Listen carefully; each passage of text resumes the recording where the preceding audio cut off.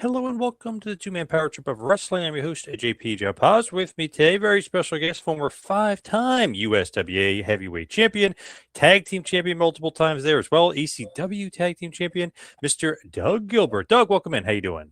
Man, thanks, Poz. Thanks for having me, man. I hear you're talking about everything all over the world. People tell me different things about your podcast every week, and it sounds like you've really got a lot of stuff going on. Thank you. Yeah, I've tried. We tried. That's for sure. So what's going on with you? What's going on in the dangerous world? Man, in the dangerous world right now, I would say there's a lot of different things, but I would say the biggest thing right now would be, a lot of people had asked me, and years ago, if you'd asked me if I thought I would have ever wrote a book, I would have told you no, but actually I've had a book come out within the last month, and it's called Hot Stuff Eddie Gilbert, the Uncrowned King of Professional Wrestling, the 30th year anniversary. And man, it was a cool book to actually write. I started it, you're going to laugh, Paz, about this. I started it in about 2000, and it was just kind of too close to the time that I'd lost my brother and everything, and I kind of went away from it. And then I got to thinking the last few years, everybody's asked me so many questions, and there's always been, after my brother passed away, from then to now, everybody's always had their questions or what they think or what their thoughts of my brother was and everything. And I sat down and wrote a book, and like I said, it's called Hot Stuff Eddie Gilbert, the Uncrowned King of Professional Wrestling. And man, it was really cool doing it, and I put a lot of the stories from when he was a kid, from all through his career, through every territory that he went through, and that was really cool to me. Like I said, I think it'd be a cool read for people and everything, but you can get it on Amazon. I think all of us in the United States and the world buy stuff off Amazon, don't we? But you can get it off Amazon. It's a cool read, man. Yeah, most people are on there every day buying something. There you go. You ain't kidding. But anyway, we got that, and we still got actually wrestling events and appearances that myself, you can kind of see the shirt Memphis Mafia, it says on it, this will be 31 years. We was talking about the other day, the Memphis Mafia has been around and everything, which the last two that's left of the original Memphis Mafia is myself and Wildfire Tommy Rich, which, when the Memphis Mafia started, it was my brother kind of started it, myself, Tommy Rich, Buddy Landell, and Too Sexy Brian Christopher. So now Tommy and myself are kind of the two that's left out of the bunch. And man, we still love to go out and meet the people, those school wrestling fans. And it's cool to go to a lot of these towns that we've been to, a lot that we hadn't been to, and meet the guys and do the, the signings and appearances, and still get in the ring now and again. Love that. Love that the Memphis Mafia is still kicking ass and taking names out there. Hey, that's it, man. And it's really cool, Paz. You think some of the towns, so we went to so many different towns, but some of them actually myself and Tommy go back to now, and we see grandparents that are bringing their kids, that's bringing their kids as kids to see us, and that's really cool and everything. But it just shows how, how the business has evolved, and you've seen it through the years, how everything changes and everything, and and a lot of it's good, and I ain't saying none of it's bad, but you know how things go in a 360 sometimes. Sometimes you think, well, maybe I like this better than I do that. But then again, everybody's got their own thoughts, and everybody likes a little bit of everything. Yeah, very, very true. It's interesting with you because current wrestling, weren't you doing the AEW tribute show for your brother? You were there for that, which is an interesting thing that he did that. Man, you know what was so cool, and I was going to get to that, the AEW at the arena there, and what we would used to call the ECW arena. What do they call it now, Paz? What is the it? 2300 arena. 2300 arena.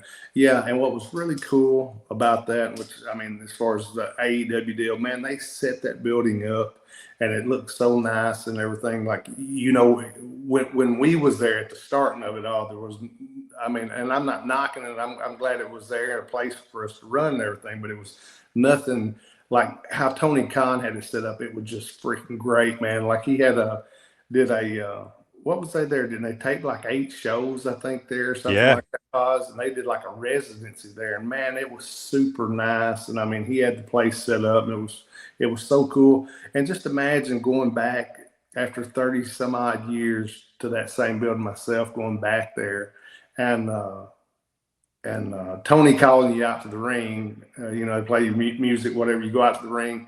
Tony calls you out. He did a spiel, and it was really cool and nice of him. Then I did a little spiel. Then the next person he called out was Wildfire Tommy Rich. Tommy come out and people popped, and he did a little spiel. The next person that Tony called out was Jeff Jarrett, and he did a little spiel. And the fourth and last person that he called out was none other than Sting.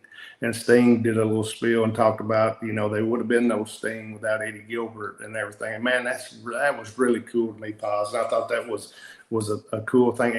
And the best thing is, I mean, you know, nobody had to do that or anything. That was Tony Khan and his respect and his, I mean, to me, Tony's like a historian for the wrestling business also. Anybody can say whatever they want. You know, they can knock you or they can knock me because they don't like what we do. But listen, somebody like Tony, that a guy asked me a question that night, and this was funny, and Tony was standing beside of me.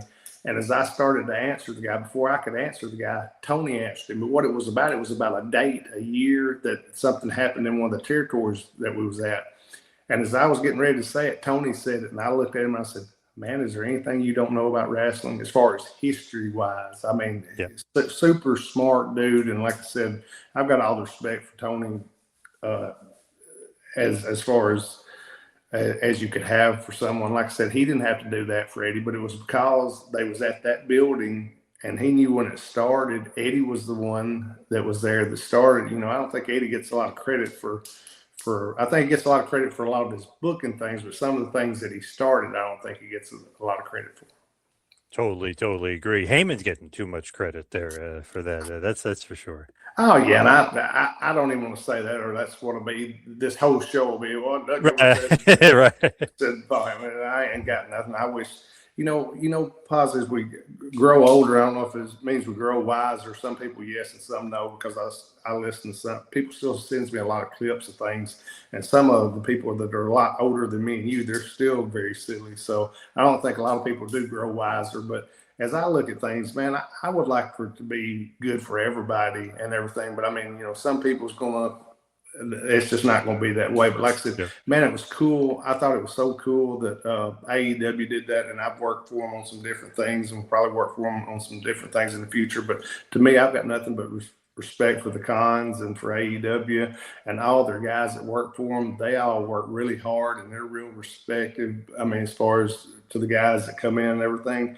But I mean, we've got, like me and you was talking about, got events coming up in the year and appearances. And I know a lot of people listen to you, but if they have a chance when they're not listening to you, and I want you to listen to this also, because I guarantee you hadn't, but me and Tommy Rich have started a little podcast. It's called Dangerous Conversations with Dangerous Doug Gilbert and Wildfire Tommy Rich. And man, it's what we do is tell stories from when Tommy started to when I started to when my brother started, and we go through from the early years. But I mean, we jump around at different things. I mean, we let people send in questions, and you're talking about a funny thing, Poz. Now, can you imagine, like, if you just had people send in questions to me and you right now, some of the off the wall questions we'd probably get, which you might have some questions for us in a minute, but you know what I'm saying? Stuff that you're not thinking about, or you don't have a answer to at that point. And you just, you're talking about some funny stuff. You think I say some stuff sometimes that maybe I shouldn't. That Tommy, he's really funny about saying some stuff, which you've been around Tommy a little bit, I know also. Anyway, man, if anybody's got time after you listen to Poz and this podcast, check out myself and Tommy's Dangerous Conversations with Doug Gilbert and Tommy Rich. It's kind of a cool weekly podcast also. Tommy is he's a bunch of laughs. We know that about Tommy. You know what? Tommy is a bunch of laughs, but Tommy is a fun guy. I told somebody, I said, you know what? Anybody can say whatever they want, but when Tommy comes in a room, I don't even care if it's a kind of somber room or whatever. Before it's over, you'll have people laughing and smiling and everything. Tommy's an uplifting dude and everything, man. He's a trip. You're talking about some of the funniest stuff. I laugh on some of these shows that me and him do together. And like I said, we do a lot of traveling together, but like I said, if you want to get Tommy and myself for anything, you can go to our Facebook, and like I said, Dangerous Conversations, and you can get to us that way. You can get to me as far as on Facebook, my fan page, Dangerous Doug Gilbert, on X, Real Doug Gilbert, and on Instagram, Real Doug Gilbert, and everything. And we got content coming out all the time. But man, there's just so much different stuff going on. Like I said, right now, the deal with the book, which people would ask me for years about books and Poz. I don't know what you thought about or whatever, but I remember a couple times in Japan, Terry Funk told me, I was on a bunch of tours to Japan with Terry, and he told me, he said, Sonny, he said, you know what, all these stories that me and you have, said, and you know what, we'll go to our grave with them. Well, I come back from a tour one time, and I looked, and Terry done wrote a book or two. I thought, well, he told me he'd go to the grave, but I thought, well, well, that's the thing, just keep all your stories. And I thought, why would we do that for? And some of the coolest stuff I put in this first book and everything. That's why I think it'd be a cool read for the guys. Like I said, Hot Stuff Eddie Gilbert, the Uncrowned King Professional Wrestling, the 30th year anniversary. Like I said, all you got to do is go to Amazon and get it, and it's a cool read. Seems like Terry's definitely always working. You know what I mean? Even the boys, he's always working. Hey, he always was. And you know what was so cool though was a lot of people don't realize how tight his family and my family was. Terry told me in Japan one time, he said, Sonny, said, yeah, people don't realize how much your dad helped me. And I said, and I was looking at him, and you know, me and him was probably having a beer as we was talking, like we did a lot of times after the matches over there. And he said, Sonny, what I mean by that is when your dad come to work for us in West Texas, my dad worked against Terry a lot. And that's when Terry was starting and everything. And my dad really helped him. My dad and Dory was like best friends. My dad, Dory Funk Jr., was like best friends. If you ever look like Florida or out there at their territory or in Japan or wherever Dory went, my dad seemed to come along. Dory would get my dad to come with him, you know, to most of the territories. And my dad and Dory was just really tight. But it's because my dad worked that style, that, you know, down on the mat, Dory Funk Jr., world heavyweight champion style of work. And my dad was that style of talent. Now, Dory had told me one time, he said that he went in to Florida to take the book. And I'm not sure who had the book before he got there, but he said, Doug said it wasn't but about a month and a half, I called your dad. He said, I worked with all the guys there. And he said, I couldn't even work with any of them like me and your dad worked. So to me, that really said something about my dad's working ability for one of the greatest, that I say one of the greatest that's ever lived, as far as Dory Funk Jr., to say that he couldn't work with any of the guys like he could work with my dad. So I thought that was really cool and a big compliment. Now, did your dad train you for wrestling, or did your brother train you? My dad was one that started out training me, and then my brother come in there when he was home, and then, you know, me and him would train together and everything. So I kind of got the best out of both, which I'll tell people, you know, to me, my dad was so, I mean, it's, you know, the way he was trained, before he ever had his first match, he had 2 cauliflower ears. I mean, you know, there was no, you didn't get in the business when my dad did. I mean, there wasn't no just smartening you up and you know, you run a wrestling show, or, you know, Uncle Joe or something, he let you in the business. When my dad got in the business, you either got in the business by being tough or you didn't get in the business. Then I would say when Eddie got in the business, it was still like that. You know, Eddie got in the business in '79, which my dad trained him and everything. And I would say it was still like that. But I always tell people, my brother was my dad was a great wrestler. My brother was a great wrestler, and my brother was a great entertainer. My dad, I think in the days that my dad got into business, it wasn't so much about being a character or being like something. It was just being a wrestler. He told me one time, I said something about a gimmick or something to him, and he said, son, you know what they always told me the best gimmick in professional wrestling was? And I said, what's that, Dad? He said, not ever letting anybody out wrestle you. So, you know, during those days, Poz, that was those guys' style and their philosophy and everything. It wasn't about a gimmick or you know, you coming up with something different. It was out wrestling the guy every night in the ring. And, you know, as simple as that sounds, you wouldn't even kind of think that as logic, would you? I mean, really? Right. Yeah.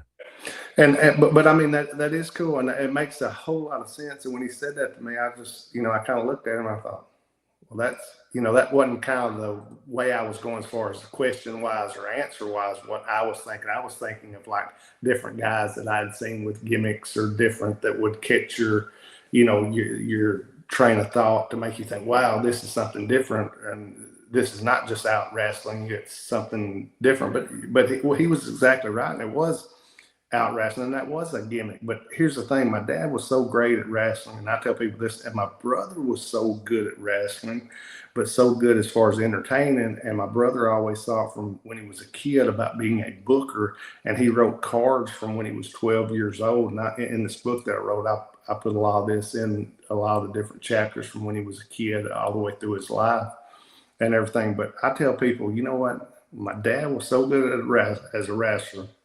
My brother was a great wrestler. He was a great entertainer also. But he also, from being a kid, he wanted to be a booker. It wasn't so much about, well, I mean, he wanted to be a great wrestler because he wanted to impress everyone. And he wanted to be a great entertainer because because the business had come to that point then where it was entertainment, as far as even before, Vince took over everything. The smaller territories had went to that, times was changing and everything. But like Jerry Jarrett told my brother when he was 16 years old, said, Eddie, you don't need to wrestle. And which, my brother wasn't the biggest guy in the world, but I mean, he was built well. And I mean, he was 5'9", something like that.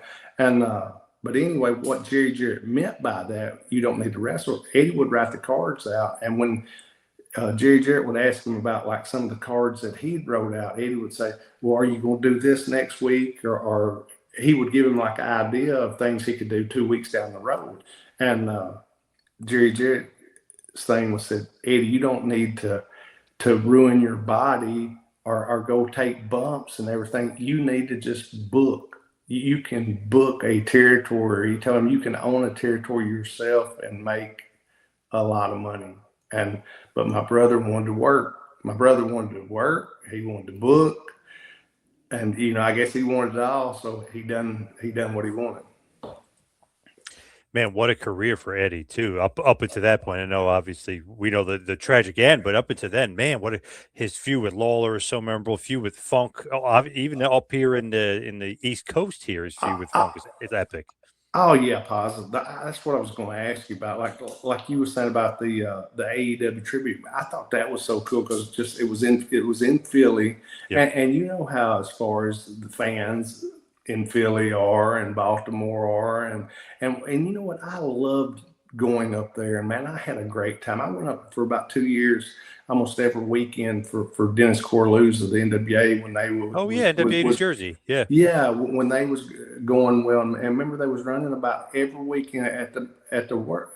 Sometimes I'd be off a weekend through there, and I'd work down south. But man, I stayed up there for almost 2 years straight, and I loved going to Philly, to Baltimore, to all the different Jersey towns and everything. I thought that was so cool and everything. And I told Eddie one time, different people laughed at me. He was just talking about the tribute show in Philadelphia for AEW, and I thought that was amazing. But I remember when I first went up there, Poz, I thought, when I got there, it was like the second show. I got there and I was watching fans and stuff. And, I was sitting back and I was watching matches and seeing the reaction of different things. You know how different people react to different things. And I told my brother that night after the show, I said, you know what, this is some of the differentest. He said, what do you mean different? I said, well, I don't know how to say it in a proper way. I said, but this is almost, I said, you get these people and it's like a cult type following of, yes. And what I meant by that was just different than I'd seen down south. The people in the south got with things, but I mean, like there at the, say, 4th and 5th shows, I remember looking down an alley outside, and people would bring their chairs and sit there and have their drinks with them, and it was like a party before the show ever started. And I mean, like a pre-party before they get in the building, and then they wanted more and more and more and more. And I mean, knock on wood, during those days, Eddie could bring in like a lot of different of the top guys that was not contracted by WWF or WCW or whatever, but the top guys that had deals in Japan. And if they wasn't in Japan, Eddie was able to book them and bring them in. And man, we had some great shows up there in Philly and around Philly. It is crazy when you look at some of the talent that came up there too, like just huge names, and they're kind of forgotten because then ECW comes and that becomes a whirlwind. But before that, TWA and stuff, that was huge, and they had so many big names and stuff coming in and out. Oh man, you know what, Poz, and you saying that, you're exactly right. And I want to thank Joel Goodhart so much for the TWA stuff, because see, that's just when I was cutting my teeth, getting into business and everything. But I remember them flying me up there. And it was a night that Eddie was against Cactus in 3. Do you remember this deal? Like there was 3 different matches they was in, and the last one was just the first 2 to me seemed wilder than the last one, but the last one was just a cage that they was inside. And I run down the ring, climbed the cage, got in the cage. Me and Eddie jumped on Cactus, and all of a sudden 𝐵igelow come down and ripped the door of the cage off to get in it. He ripped it off, and boom, boom, boom. We went back and forth a little bit. Me and Eddie slid out of the cage, and then we're supposed to come back with me and Eddie against Cactus and 𝐵igelow. But I mean, you're talking about, and that was just in one match. Now the other matches, it was stacked also. But if you look at some of those cards, man, it's just like I said, all up there. I had a great time up there, and the fans was really great and everything. And I mean, real receptive and responsive. And I laugh because back in those days, everybody said, well, everybody up there's smart. And I thought, shit, everybody everywhere's smart, aren't they? I mean, they're smarter than we are.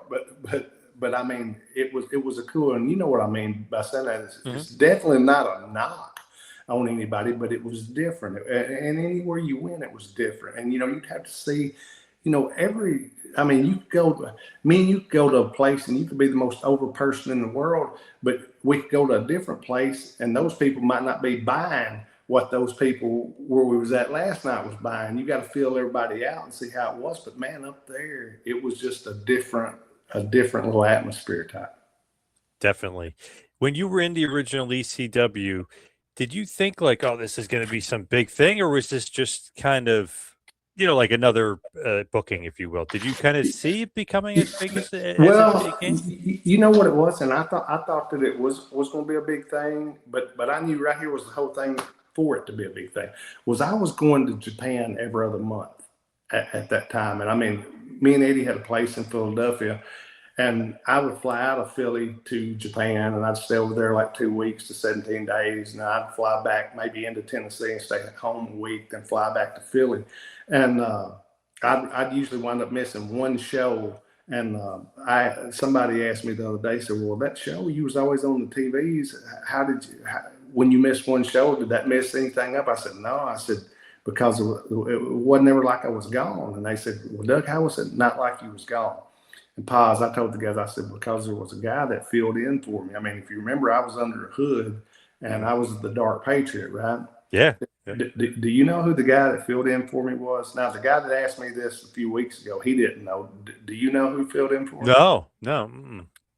Now, you're fixing to laugh, probably. You remember Bill DeMott, right? Yeah. Oh, yeah. Well, Bill was the 2 or 3 shows I missed, and the guy laughed. He said, Doug, Bill weighs 100 pounds more than you do. I said, yeah. I said, yeah, I told everybody that was when I really – they must have thought I was really on the juice, because here comes one show. Here comes a Dark Patriot that weighs about 300 pounds when I was about 220 or something. They started laughing. But the thing about it, Big Bill could work so good. And me and Bill was friends. We went on about 20 tours to Japan together, and we was buddies, and he was from up north and everything. So, it was just a drive in for him, and he could work so good. I mean, I was glad to be able to get him, and my brother Dane sure was, to have somebody to take my place. And man, Bill, I don't know if you know Bill very well, or if he's been on your show before, but I love Bill, man. He is such a great dude. Anybody that knows him and everything like I do, man, you can't beat Bill. Bill was a dude, and I mean, he'd have you back if you needed somebody to have you back. He's just a straight up stand-up dude. Yeah, you're technically, by the way, I love Bill, but technically you are an ECW original. I don't know if you put that on the old resume, but you technically are. Well, I don't guess I kind of do, but it's funny. I see people put, their original that, and original WWF, and original WCW, and original. And I thought, well, damn, Doug, what are you doing? You don't put none of that on anything. But anyway, I just go by. I think we're all right, and I think people that know and everything. But like I said, man, the good thing, Poz, like I told you before we started this, man, I'm doing good. I'm healthy. You're healthy. And we was going to talk about, I think we talked about it for a second, but the dark side of the ring deal. Did you see it, Poz? You watching a bit? Yes. What did you think of it? Obviously, you're part of it, but what did you think? Well, it come out to a thing that they've been asking me for about 7, 8 years to do it, and I just said no, because I had some guys that was in on one of the early ones, and they said, Doug, you got to watch what you say, because they edit and cut different things. So I wound up talking to 2 or 3 different people, and they told me, they said, Doug, we've done talk to people, and we've got they've said they'll do it. I said, well, that's fine. You can do it with them. Just here's my lawyer's number. So quick as you do it with them, go ahead and call my lawyer, and y'all can figure out how this is going to work. And they said, well, we'd rather do it with you, but you won't do it. So, Poz, I got thinking. My brother passed away in 95. So, like I said, this past year has been 30 years since my brother was passed. Man, if people is still that interested, and that's why I said I wrote this book and went and got it out and everything, are still that interested, writing some of the stuff, and like me and you sitting here talking about some of the stuff he's done, I see why people still talk about some of the stuff and say, but I thought, okay, I'll go ahead and do this. And one of the thing, and what my thinking was, if I'm satisfied with it, I don't see how anybody else couldn't be. Which, I mean, everybody, we've all got our own thoughts and what we think's good and what we think's bad. But when I got done with it at the end of the day, or basically the end of the week, one day I sat Poz for 13 hours. And you know what I thought after that 13 hours? That they asked me question after question after question. And it was at my home. I told them, they said they would rent a townhouse or something and me come to it. I said, no, I said, come to my home. I said, I feel more comfortable in my home, talk to you. Well, what I figured was, a person that's done TV and done TV shows like as many as I have, and that you've probably been around everything, we know there's a hour's time in this time slot, right? So we know there's going to be 47 to 45 minutes of actual time that there's not going to be commercials in, right? So I'm thinking if there's 45 minutes, and listen, I done knew of like 5 or 6 other people, they'd ask me, they'd run a list by me of, are these people okay with you? Because that's what I told them. I said, I'll do it, but I want to know who's going to be involved on this the whole time. So they'd run a list, and I'd say, well, I don't like that person, this person. And finally we got together, and it was a list, and I thought it was a pretty cool list of guys and everything. But what I wasn't planning on, because I figured those guys would be the ones that they would take most of their stories, and that they wouldn't, they might take a line or something that I said and everything, but they wound up sitting at my house for like 13 hours and asking me questions. And, one of the main questions, and this is all those pauses. I mean, if something happened right now with me and you, and you flipped off the recorder here, and something happened to me or you, and I hope that never happens to anybody, but something went wrong with us, somebody would be saying, Poz, what happened to Doug? Something happened to him? Was something wrong with him? Or you know what I'm saying? Mm-hmm. But so their first question was there, they didn't say problems. How was it that they said issues? Did your brother or yourself have issues? I said, I don't guess I understand the question. I said, well, what's your question? I said, just be straight with me. And they said, well, issues, did you ever go to the doctor? I said, well, yeah. I said, I don't know a person in the United States or in the world that don't have a doctor. I mean, do you, Poz? I mean, right, absolutely. But you know where that's going. Every time somebody asks you that, but they was real respectful and everything. I will say that, and I thought that was cool about everything leading up to this and everything. But they asked, they want to get in anytime there's a wrestler under age 40 that passed away or something, they ask about drugs. Is it a drug thing? Did you do drugs or whatever? And it's like I told them, they said, well, your brother broke his neck, in which Eddie was in a car wreck. He broke his neck when he was young and everything. And I said, yes, he did. I said, and yes, he took painkillers. And they said, well, did you ever think there was a problem with that? I said, not really. I said, if you look back at it now, maybe I should. I said, but they said, well, do you think you took too many painkillers or anything? I said, Well, here was our logic. But now, Poz, you got to realize, I think this is wrestling logic, what I'm fixing to tell you here. Look, they said take one. I said, well, I took two. And they said, well, did you not see that as a problem? I said, no, I didn't see it as a problem. I said, when you start taking six, I see it as a problem, which Right. and realistically, I probably should have said 3 or 4 would be a problem. But you know what I'm saying? In wrestlers' logic, I mean, if they tell you to take one, most of us are bigger than we should be, way more than we do. We're beat up and everything. So if they say take one, we're going to say take two. But not saying that's right, and I'm not condoning anything. And when I said that, I told the people that was filming us, I said, listen, I never said my brother or myself or any of us guys was choir boys. I said, we went on the road and done our job. A lot of times we was hurt. This was days before there was a lot of big contracts and everything. And if you didn't work, you didn't get paid. I said, now the days that the contracts come along, I said, I've seen guys with their fingernail broke, not go to work and get paid. You know what I'm saying? So it was a different time frame there.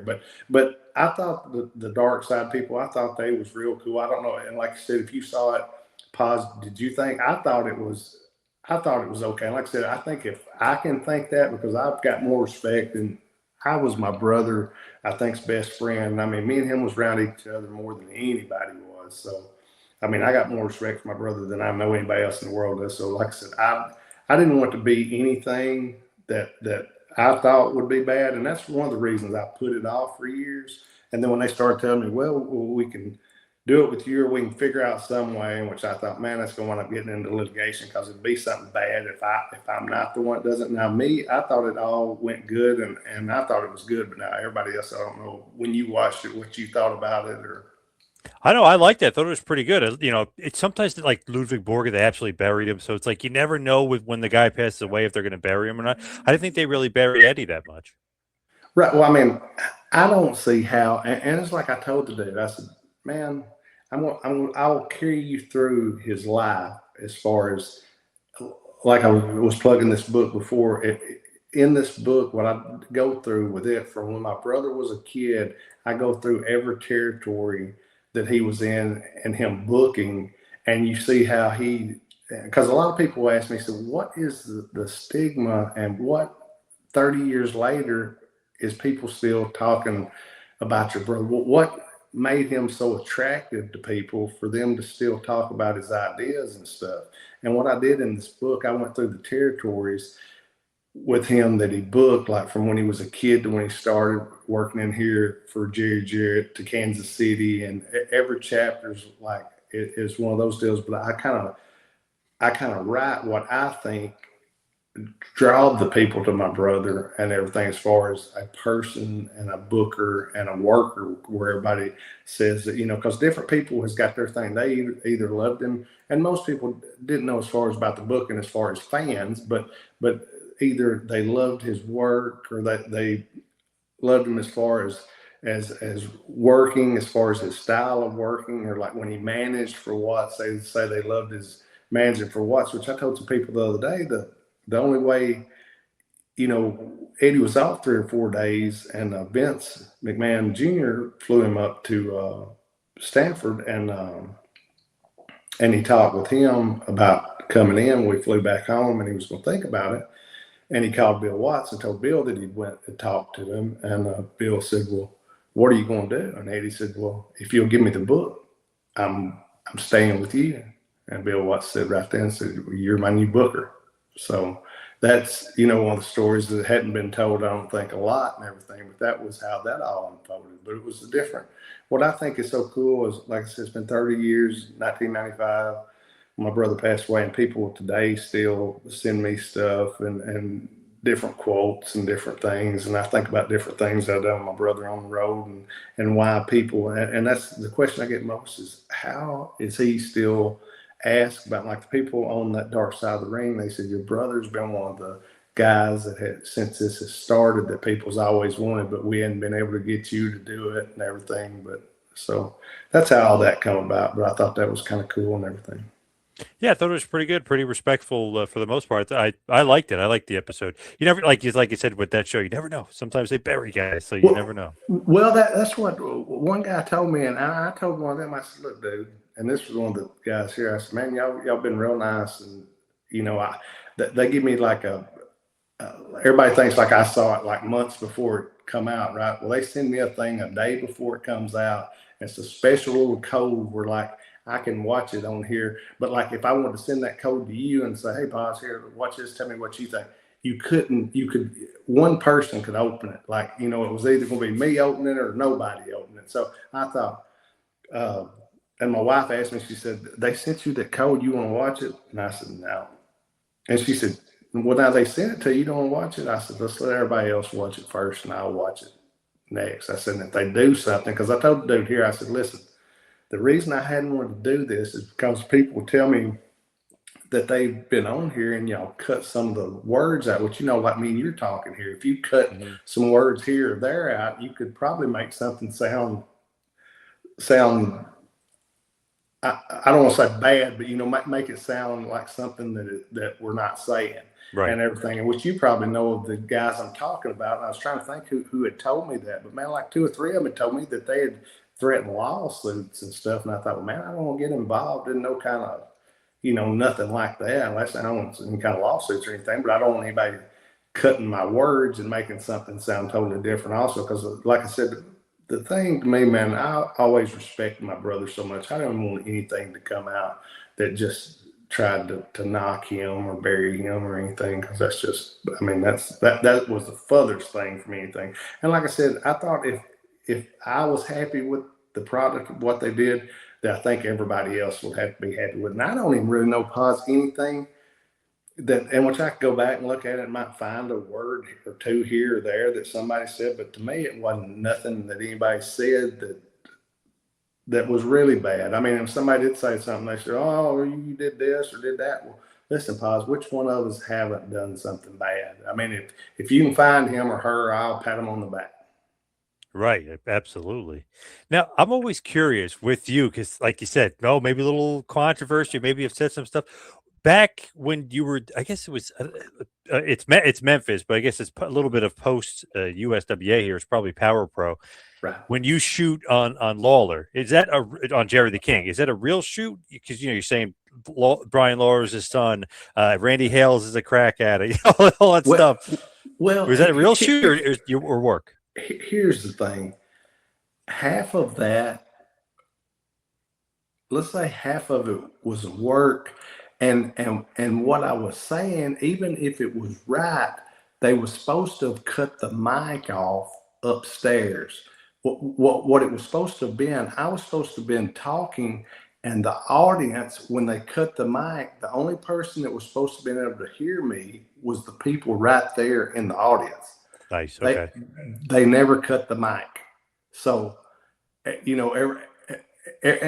it's a funny thing. I've told other people this. And a lot of things we probably shouldn't have cut it that close to the line for something that could go wrong. Because but what I was thinking, the worst stuff I could say, like that these people in the studio could hear me say and know that I wasn't supposed to be saying it. But then when they never cut the microphone off, it wound up going, because that was live TV. There was no 5 second, like now there's a 5 second, 10 second something, like even on their live TVs on Raw and delay.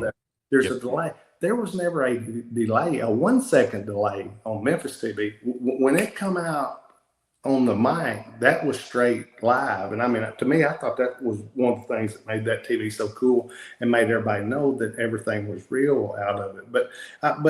But you're right. We have said things that we probably shouldn't have said. And that day, there were some issues with it. But I told somebody, Poz, you know what? I done well working with Lawler before then. But I told somebody, I said, I think I made more money working with Lawler after that than I did before. But it's like I told him one time, I said, you know what? I said, I would say you fired me more than anybody. Me and Lawler just talking. I said, I would say you fired me more than anybody. I said, but you know what? I think you're the second guy that's fired me the most. He said, well, who's first? I said, my brother. I said, between my brother and you, I said, I think y'all two have fired me more than anybody and everything, which Eddie just said, oh, you're fired, just and walk off messing with me and everything. But no, I told Lawler that. He always dies. But he always says, too, though, that he says, Doug, he said, "It's one thing, I'll never forget your brother or you." And I said, "What are you talking about, King?" He said, "Every day before it rains," he said, "my hip hurts." He said, "And I think about your brother and myself where we run over him in the car that day." Yes. It dislocated his hip and messed his lower back up a little bit. And he said, every time before, when it's getting cold and it's going to rain and stuff, he said his hip hurts. He said, before it ever starts raining, he said, "I don't even care if they're not even calling for rain." He said, "When I know my hip starts hurting, I know it's about to rain." He said, "And I think about your brother and yourself every time that happens." But that's kind of something, ain't it, Poz? That's amazing. Did it take much convincing for him to do that? I mean, Jesus, what a crazy angle. Hey, you're going to pop. You know what they were saying on a Monday night? We was in the front dressing rooms. My brother's room was, if you go down the first hall in the Mid-South Coliseum, a little like the star dressing rooms. You had in the back was the big dressing room for the rest of the guys. In the front was, I say the star dressing room, that kind of sounds Marky Mark, don't it? But the kind of the top guy dressing rooms, there was like 5 dressing rooms and a shower in the front. Like my brother's, if you turn in, there'd be one here, and that was a little office dressing room on the right. Then you go past the shower and the bathroom. My brother's was right past it. Lawler's was right on the opposite side, the first one on the left side, where my brother's was on the right side. And they come in our dressing room that night, and Jerry Jarrett did, and he said, well, Jerry, talking to Lawler, said, "Have you thought about what y'all are coming back in Monday?" And Lawler said, "Nah, we're going to get the finish together here and figure something out." And he said, Eddie and Lawler started talking. Eddie said, "Well, we hadn't done this and we hadn't done that." And Jerry Jarrett said, "Well, y'all hadn't shot him." And this Jerry Jarrett, not playing, but I mean, he was talking. He said, "Y'all hadn't shot him yet." And I thought, shot him? I thought, I'm sitting there getting dressed because I'm going on before them. They're going to come back and do something in their match. And I'm thinking, what's he talking about? Shot him. And Lawler said, "Well, what do you mean?" He said, like as far as shooting you. And Lawler said, "Shoot me?" And Jerry Jarrett pulled the side of his shirt out like this right here. And he said, "You think if we was out of the building and like outside somewhere, and you pulled your skin out on your side and you let Eddie shoot you just where the bullet would graze your skin and blood would come down your side?" Whoa. And, Lawler's the one that will go for anything. I mean, I've never known nothing because he's wild like that. And Lawler looked at Jerry Jarrett and said, "If you want to shoot somebody, let them shoot you." And you talking about, but I mean, that's how serious at this moment this was. But most people with me, and you sit here and you're looking at me like, you got to be kidding, right? Yeah, that's crazy. And that's what. But I mean, but this was the point of it. Poz was Lawler was wanting to do something for Lawler to be off for 8 weeks, and for when he come back, what they was wanting was like when he broke his leg when he was off for that 6 months, and he come back in the first month's worth of Coliseums was sellouts.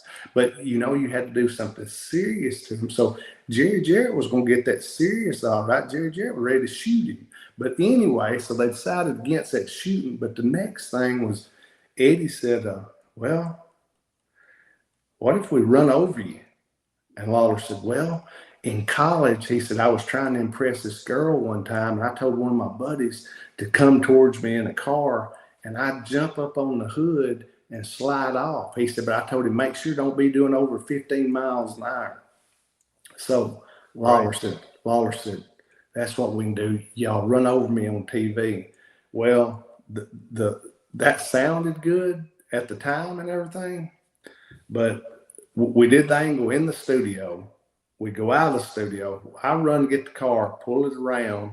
Eddie and Lawler fighting out of the studio. Eddie gets away from him, runs from Lawler. I slide over. Eddie jumps in the car. We take off towards Lawler. Well, shit, we're about 50 yards from him. Well, really, we should have been about 15 yards from him, right? So by the time we get to him, we're going about 25 to 30 miles an hour. We're going way too fast, to hit you or hit me or hit anybody, right? Well, the one good thing, Lawler jumped up enough that his legs got out from in front of the car, so it didn't do nothing to his legs. But he wanted to jump over and slide off the hood. Well, we was going way too fast, so when he got up on the hood of the car, he just slammed straight into the windshield and shattered the windshield in on us. And if you watch the video, and the cool thing, when you get off here, you can pull it up on YouTube or anything. There's a million cool views of it. Yes. He flies into the windshield flies into our face, just pieces of glass flies into my and Eddie's face, and he like sticks there. Well, to us, in time, it seems like he's stuck there 5 minutes. Now, in reality, he's not there 2 or 3 seconds, right? Yep. And then all of a sudden, he flies out of the windshield up over the car and just starts spinning like a helicopter, going round and around. And all of a sudden, I'm seeing him do this, and I'm looking out of the back window at him after he flies out, and I'm watching him spin round and around. And all of a sudden, as he's going on down, there's a spat. And when he spats, it's just right on the asphalt. So he just stops, goes from spinning however fast to nothing. And then all of a sudden, I look at Eddie, and Eddie said, "What do you think?" I said, "Man, I don't know." And he said, "You think he's hurt?" I said, "Man, you might have killed him."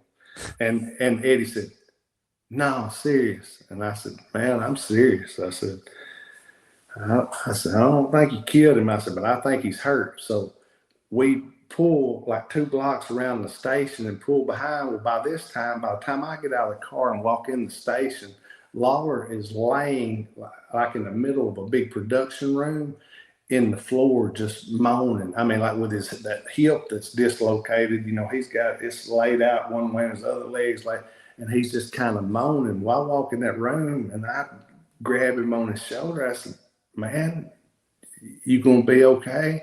And quick as I said that, they said, "Doug, the law's coming in the front." Before he could even answer me, I took out running towards the back door, and Eddie was back there. I said, "Let's go." And we jumped in another car, and we got out of town and went on to Nashville. So, I mean, we called back, and they said that he was going to the hospital. So Lawler went to the hospital. Now, you know what he told him at the hospital? This didn't help my and Eddie's case any when we got back to Memphis, because Monday night we had to go back to Memphis. Right. And what was going to happen was Lawler was going to be off 6 to 8 weeks, and they was going to come back because this hurt him so bad, right? But since the police had been called, all the fans called the police and said they'd been a hit and run too. All kind of police come to the TV station, and then Lawler had to go to the hospital because his hip was dislocated. So they said it was a hit and run. And we left. So the TV station told Jarrett, said, "You got to get Lawler back out here on this show today, or we're going to take the TV from y'all." So now this big buildup, this big angle that supposedly he's going to be off 6 to 8 weeks for, he's got to get up, him hurt like he is, and walk back out there and say he's going to be at the Coliseum Monday night. So for all of that for us trying to lead up for him to be off 6 to 8 weeks, bringing different baby faces, let my brother work with them till Lawler come back, all that was shot. But now the kicker is we got to go back Monday night to the Coliseum. Well, when we get to the Coliseum, the police is there, and they're going to arrest us for hit and run. And right at the last minute, before they start putting handcuffs on us and everything, Lawler comes out and pulls like 3 of them to the side, and he talks to them. And exactly what he says, nobody will ever know. But I think the point of it was what Jerry Jarrett told us was, he said he didn't know we was going to hit him, but he thought that he could get out of the way. So like we didn't, like we wasn't supposed to hit him, but like it was his fault for not getting out of the way. You know what I'm saying? Right. That was his explaining, trying not to smarten everybody up to everybody knowing, which, I mean, the cops don't tell him what he really had to say to them to get them, but he got them not to arrest us. So that was, and Poz, what would have happened if, say, his head would have hit wrong and it would have knocked him out or something? Me and my brother would have been in a bad freaking spot, wouldn't we? Or if he got killed or something, even worse. Yeah. Right. Holy That's crap. What I'm saying. Yeah. That's what I'm saying. And who was it to say that it wasn't, you know, I mean, it went back, I guess, on Jerry Jarrett or some of the office or something. But I mean, man, we put ourselves in a spot there that was, I mean, there's so many, and you know, the difference between then and now you'd have stunt guys to try this and figure it all out. We was just, you know, going by the seat of our pants and look, hey, we'll run over you. Well, yeah, that's a good idea. Just run over me. But I mean, who says that in real life, right? Right. Man, what a crazy, crazy angle. One of like the best visuals though of a feud, of like a blood feud, like I'm just gonna run this guy over. It's just so awesome. But it's nuts. It's nuts. Right, and it's cool. And if you go back and look, and like I said, what is cool is the stuff, I mean, you're talking about, there's so good of video and stuff on YouTube and different stuff on this that you can just go right on and look at for free. Is if you look at where Eddie did this, Jerry Lawler, This Is Your Life. Now, 10 years later, you see everybody else doing this on WWF and WWE and everything. But I remember when people say, oh, that's just Tennessee crap and everything. But then they copy every bit. If you look at Eddie and Lawler's stuff, all the different stuff from like I said, the car angle to Eddie slamming Lawler through the windshield of the car in the parking lot, and all the different stuff they done, and different stuff that me and Eddie did with him and Idol and him and Handsome and him and Brian. And man, there's so much of that stuff that's really cool and everything. And I mean, it's just some neat stuff to go back and watch. And like I said, on mine and Tommy's podcast, we talked through a lot of that, plus the new stuff and everything else. But man, is there anything else that you can think of that might have been a little iffy? Like I said, I figured that promo would come up where we didn't cut the where they didn't cut the mic off. But anyway, that's kind of, which, like I said, there's some stuff, and there's different stuff that's been said on that TV that probably shouldn't have also. But I mean, there's so much cool stuff during that, from when my brother started to, from when my dad started. I watched some tape of when my dad started. There was a snowstorm, and the whole hour tape is my dad working with Jerry Lawler one match, with Jim White one match, and that's the whole hour of the show. Wow. But the only people that made it to TV that day, which people don't know this, was Jerry Lawler, Jim White, and Sam Bass, and they was the heels, and my dad was the only babyface that made it there. But that's when my dad was working with those guys, so that was kind of a cool hour TV taping deal there also.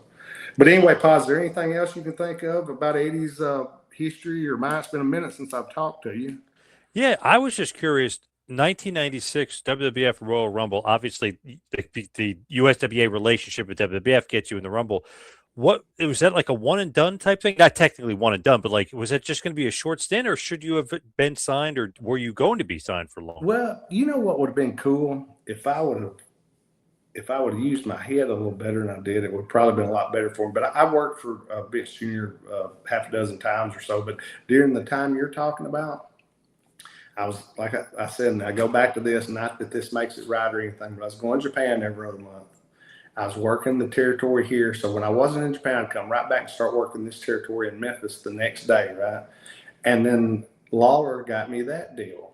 And the deal with if you know Royal Rumble, they fly the guys up the day before. You have a meeting, you can dress up. You have a meeting with Vince. They tell you, if you haven't met Vince, you meet Vince. They tell you what you're going to do, and you go about your day. Well, I was supposed to flown in on Saturday. They sent me a ticket to fly out there on Saturday. Well, I worked that Friday night in a spot show around Memphis. I was on TV Saturday morning, but what I was supposed to do was, for the ticket I had, like I could have made TV, but then use that ticket to fly out after TV and got out there that night. Well, I was also booked in Nashville that night on top. Well, to me, and see, it's where I'm silly. Anybody in the right mind would have left TV and got on that flight and went out there for WWE, right? Right. WWF. Well, not Doug and his smart thinking. What I did was I did TV. I changed my ticket to Sunday morning because I could get out there like at 2:00 Sunday afternoon. And so what I did was I made TV. I drove to Nashville. I made the show in Nashville. I changed my ticket to fly out of Nashville. I flew out of Nashville, got to California, got to the building, took a taxi to the building, got to the building about 3:00. Well, the day before was when everybody met and went over what number they were supposed to win out and everything. So basically, by the time I got to the building, Vince and Curt Hennig and those guys went out to was close to out there to the commentary thing. That's when Mr. Perfect was Vince's, sidekick and everything. And but when I walked in, I talked to Arnold Skaaland, and Shawn Michaels was real cool to me then, which everybody's got their different thoughts of Shawn, but I've met him here. He was real cool to me. Kevin Nash was cool to me, the guys. But they told me, I thought I could just go dress, like when I was in Tennessee, wherever I wanted, just as long as it was a dressing room, right? Well, I set my bag in a dressing room like I was going to dress like Shawn and somebody that I knew. Well, one of the road agents told me, said, no, Doug, you got to dress over here. So I thought, okay, so I'll go to this room. Out of all the people on the pay-per-view, you know what the main event of that pay-per-view was? Undertaker Brett? Yeah. Well, you know what room they got me dressed in? Undertaker Brett's room? Exactly. I thought, first I thought, is this just a rib on me? But the good, if there was a good part about it, I knew Mark real well from before he went to WCW and WWF. So I thought I was pretty close with him, which I think I was pretty close with him, but I'd never met Brett before. But I walked in there, but I'm thinking, why are they putting me, I would figure those two guys just rather be by themselves and not have a guy that's not even in the territory with them coming in their dressing room with them and everything. But so I go in there and I introduce myself to Brett and tell Mark hello and glad he's doing good and everything. And then I get dressed and I kind of ease on out as quick as I can. And this is going to be a funny thing for you. So I put a vest where I just wear like a leather vest right out to the ring and stuff. So I put that on. I get ready to go to the ring for when they call my number and whatever. And one of the road agents walks up to me and said, you can't wear that, Doug. Well, I'm looking down, I'm thinking, what's he talking about, my tights or what? Well, they want me to just take my tights off here or what? And I said, my tights? Or what do you mean I can't wear? And they said, you can't wear nothing leather up here. Nobody can wear leather except Diesel. And I thought, what kind of freaking place am I at here? But I think one of the things was me not getting there, and I think they took that as being disrespectful. Now that I look back at it, I guess that would be disrespectful. I should have went on the day before, like they said, well, you're going to pop whenever all that was over and we got back, and I was at one of the shows down here, and Lawler walked in to the show. He walked in and looked at me and he shook his head, and I said, what's wrong, King? He said, do you just not want to make any money? I said, what are you talking about? And he said, do you just not want to work for Vince and them? I said, well, no. I said, actually, I liked it. I said, yeah, King, they paid me $5,000. I said, I wasn't in the freaking match 5 minutes.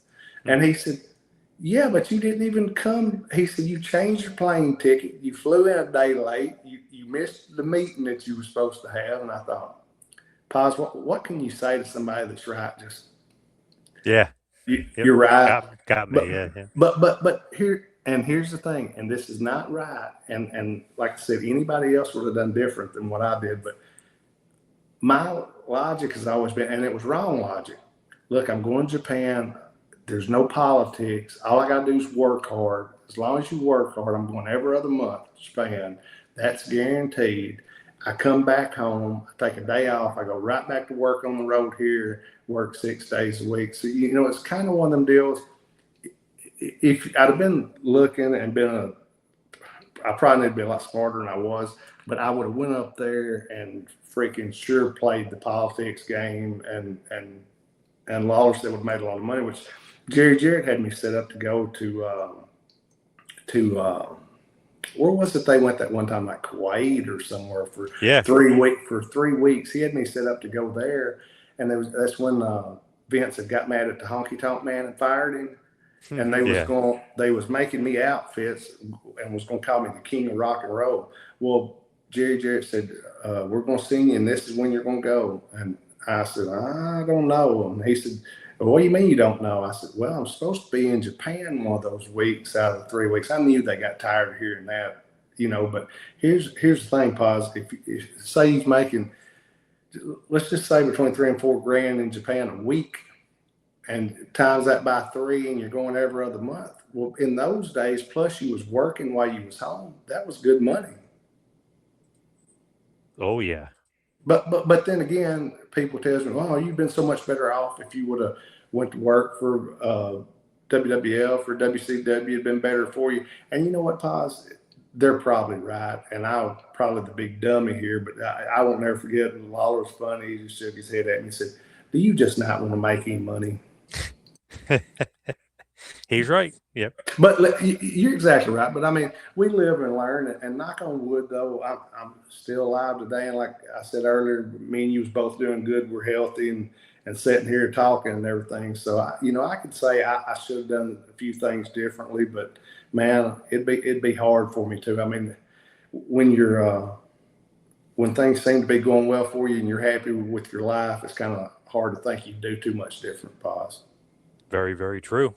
Well said. So as we hit the wind down here, head towards the finish, give us one last push for obviously the podcast, Dangerous Conversations, the book, the Eddie Gilbert book, and where everybody can book you. Yeah, listen, guys. Hey, and on the podcast, the Dangerous Conversation, it's on Spotify, on Apple. You can get it basically on everything that you can listen to Poz here on and everything. And that's a weekly podcast. Myself, Dangerous Conversations with Doug Gilbert and Wildfire Tommy Rich and everything. And the book that's just hit, you can get it at Amazon. It's Hot Stuff, Eddie Gilbert, the Uncrowned King of Professional Wrestling, the 30th year anniversary. And man, it's some good. Oh, there's so many good chapters. And like I said, I go over every territory and the booking logic and my brother's personal logic behind everything positive, which everything I say is personal logic. Now, some of his personal logic was kind of like mine. You might not have think it would have been right, but it did him a lot of good and everything. His did him a lot better than I think mine's done me, probably as far as the money situation goes. But listen, Poz, thanks, man, for having me on here and everything. And man, if you ever want to have me back again, you just holler at me and we'll talk about whatever you want to talk about. Yes, definitely. Thank you. Appreciate it all the time. We got to have you back on for sure. Hey, thanks, Poz. See you, man. You have a good night.